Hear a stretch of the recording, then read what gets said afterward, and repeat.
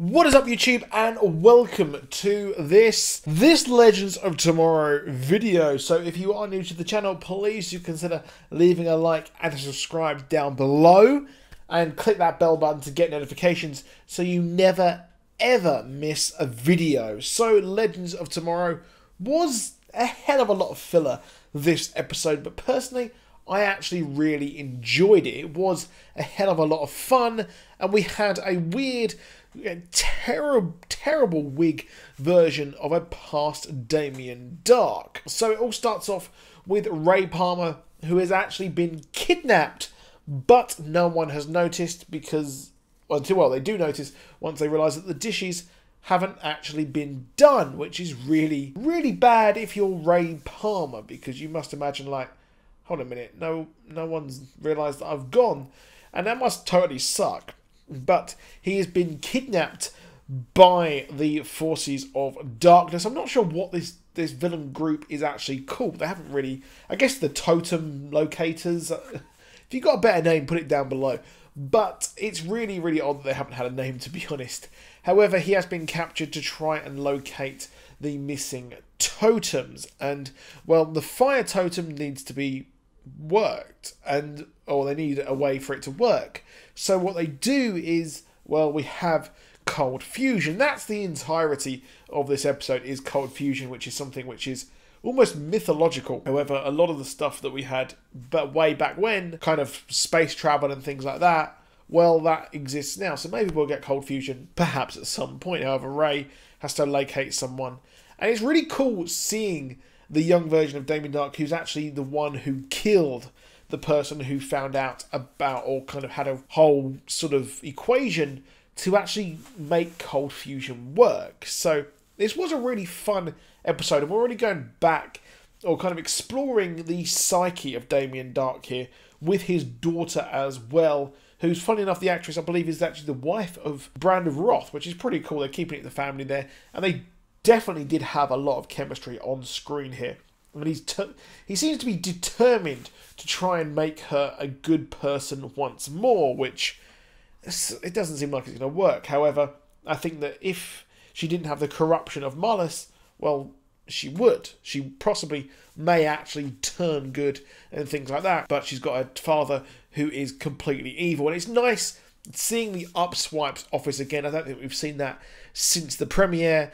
And it was funny seeing Cupid from Arrow. I'm not sure if they're going to maybe bring her in. Maybe this is a kind of hint that she might be coming again. Not sure how she would really return unless they have an idea or allowed to bring back the Suicide Squad from Arrow. They were a lot of fun, weren't they, to be honest? It kind of sucks that we never really got them. And maybe they're just connecting, like he was an Arrow villain, she was like an Arrow person, good, bad, whatever. But she was involved in Arrow, so that's how they're connecting the two. And the Upswipes was pretty cool, and he's like super old as well, which was pretty funny. Now, one big thing here was Wally West. Wally West has officially joined the team, and he busted out a Young Justice nice little Easter egg, which I thought was pretty cool. A nice little addition there. Season 3 coming up soon. I'm not sure exactly when the date of that is. I could be completely wrong. I know it's on the DC streaming service, so at the moment I don't know where in the UK I will be able to actually watch anything that premieres on the DC streaming service. However, Wally is here, and I like the fun and friction that he had with Heatwave. He probably doesn't even know that Heatwave has turned good or become less of a bad guy, and actually tries to do the right thing when he finds out that Jerry Garcia's glasses are actually stolen. He's a guy who I only ever really heard of because of Cherry Garcia, the Ben & Jerry's ice cream, which is pretty funny. But I'm excited. I'm excited for this part. I'm excited to see where their sort of connection goes, where they go with this, and seeing Heatwave and Wally come up against each other. Hopefully we'll see Captain Cold maybe make a return so he could come into contact with Wally, which I would personally really want. That'd be a lot of fun. Now, the young Damien Dark was pretty cool. We learned all about Mallus and how the fact that Mallus was actually trapped inside the time stream by the totem holders, and it stands to reason that the only way to get him out is actually use the totems to actually get him out. So we know this is a person who is trapped, which makes the idea that Savitar could be the real villain here.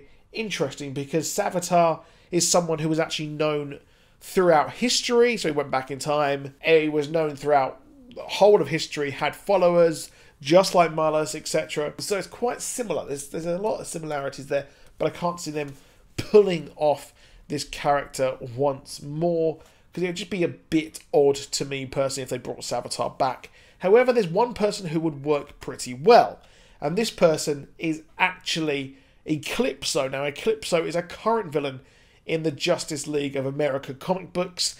Eclipso is someone who was actually trapped inside this kind of weird sort of diamond thing, and then got out of that and kind of infected someone and used them as a host. Now this works very, very well, because this is someone who's trapped, is involved with magic, is a huge big villain who's incredibly powerful and actually fought the likes of the Spectre during Day of Vengeance, and it would fit that they want vengeance and seems to give all of the characters what they want, which seemingly so far is vengeance. Damien Darhk wants vengeance. We've got Grodd, who seemingly wants vengeance. And we've also got Kuasa, who probably also wants vengeance as well. So if they're changing this story and fitting it so that Mallus is actually Eclipso, and they're changing it so that just slightly in how he was actually trapped, and there's no kind of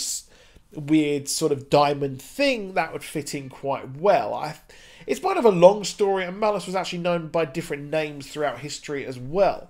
So that's part of the reason why I think that might be why that they are doing that. Now, another interesting fact here is that Eclipso had a host who was actually connected to Ray Palmer. Ray Palmer's wife in the comics, Jean Loring, was actually used as this, which is pretty darned cool as well. And she was involved with also the Elongated Man's wife, Sue Dibney, as well. So there's a lot of cool stuff that could be connected here. Now let's also take a look at the Legion trailer. You remember? David? Hello? Hey, this time. What are you hiding? We are gone. Can we go home now? Where you been? No! David! What are you hiding? I remembered trees and dancing.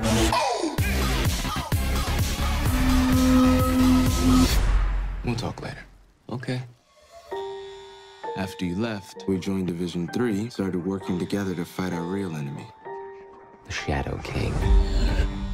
We think he's infecting people somehow. We all die eventually. But the real tragedy is forgetting to live. It's coming. What's coming? The end of everything. Do you not feel? She lives in the future you're going to destroy. And when you do, she will cease to exist. I love you. Love isn't gonna save us. You still trust him? He's my man.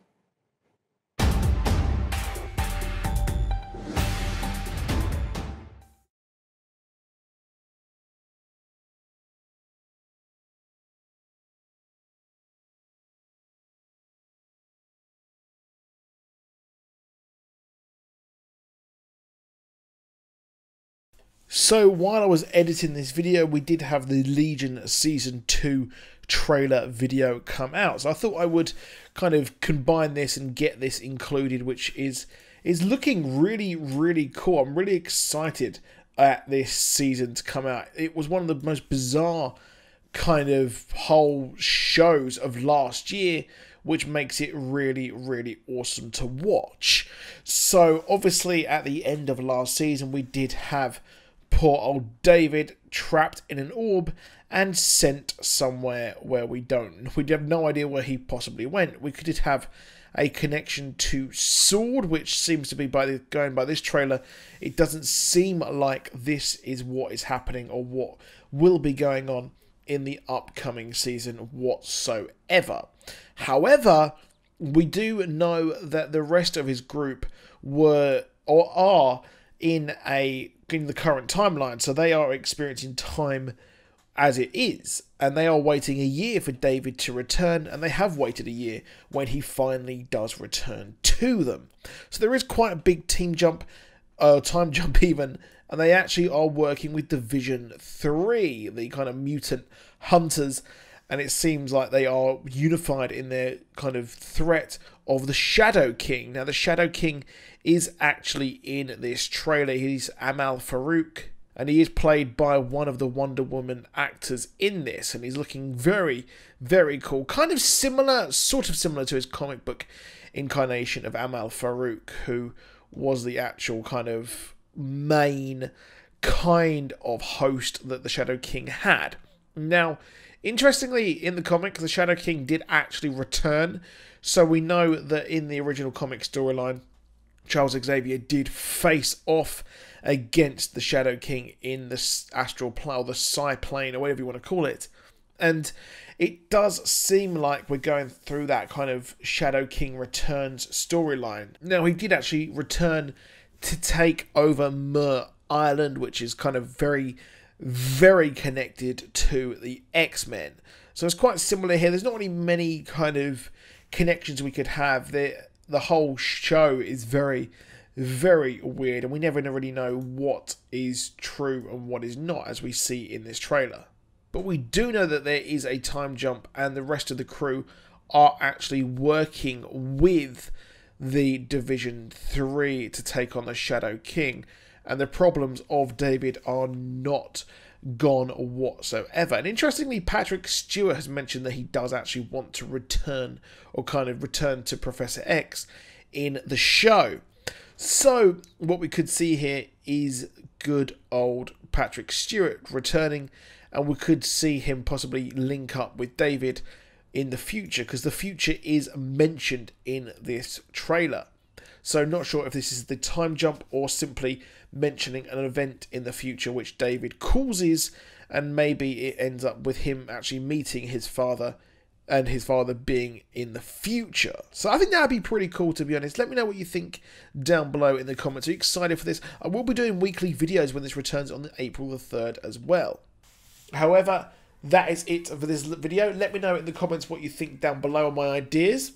I'll see you soon. Goodbye.